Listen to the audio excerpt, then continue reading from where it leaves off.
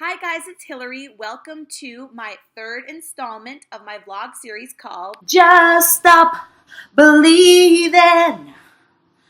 Don't hold on to that feeling. Okay, so in this vlog installment, we're going to be debunking yet another myth about carbs, and that myth is low carb diets are the safest way to lose weight, right? And to that I say it depends, okay? It definitely depends. Just like a lot of other answers to fitness questions, it depends. So I say this because everyone is different both psychologically and physiologically. And some people are going to feel great. They're going to have great energy to fuel their everyday activities as well as their performance in the gym on a low carb diet. And some people simply won't. So you've got some people who can sustain a low carb approach for the long haul, and others who maybe can do it very temporarily but then need to back off, and some people who can't do it at all because they just feel fatigued and have no energy and are experiencing that brain fog. Again, totally depends on the individual, whether the low carb approach to weight loss is safe and sustainable. So bottom line, no matter what, if you're going low carb to lose weight, you still need to be in a calorie deficit. You must maintain a calorie deficit in whatever protocol you're using. It's so important. Okay, so we are assuming here that you're following a low carb diet to lose weight, and that you're also following a progressive strength training program. Okay, and so if that's the case, which it should be, if you're going to do the low carb approach, I want you to be sure that you are tracking how you feel. And the best way to do that is by writing in a journal. Now, this is not going to be a typical food journal where you write down every single little morsel that passes your lips. That is something that I'm going to tackle in a future vlog. But I do want you to use this journal to track how you are feeling throughout the day on a low carb diet, okay? So it's going to help you, writing this down is going to help you to discern how the diet is affecting you holistically, okay, from morning to night, right? So for example, things that you want to ask yourself: how stable is your energy? How stable is my energy throughout the day? Am I experiencing cravings? If so, what foods am I craving? Are there times when I feel more or less sluggish during the day? And are these related to when I am intaking my carbs, when I'm ingesting carbs? Are you experiencing any brain fog?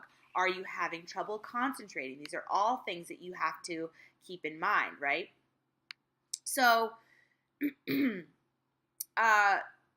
ultimately, you have to remember that not only do you need to be in a calorie deficit if you're following a low carb diet, but the best diet for you, or the best approach for you, is going to be the one that you can stick to without having to really white knuckle your way through it, okay? It's going to be the one that is easiest for you to comply with, all right, over the long term, and the one that's going to keep you feeling least deprived, okay?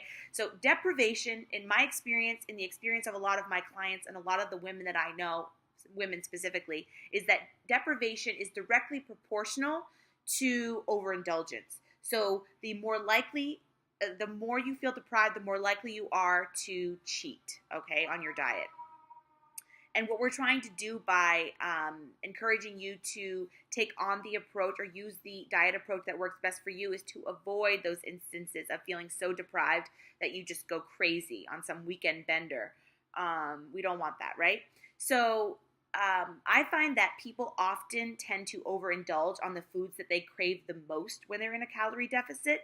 So I recommend that you find a way to work those foods into your daily caloric intake. So this goes for any type of diet, but specifically for low carb, because I find that at least for my clients and for myself specifically, when I was following a strict low carb approach, I was craving carbs all the time. And those were the things that I would often overindulge on. And that's ultimately why I decided to give up a low carb diet.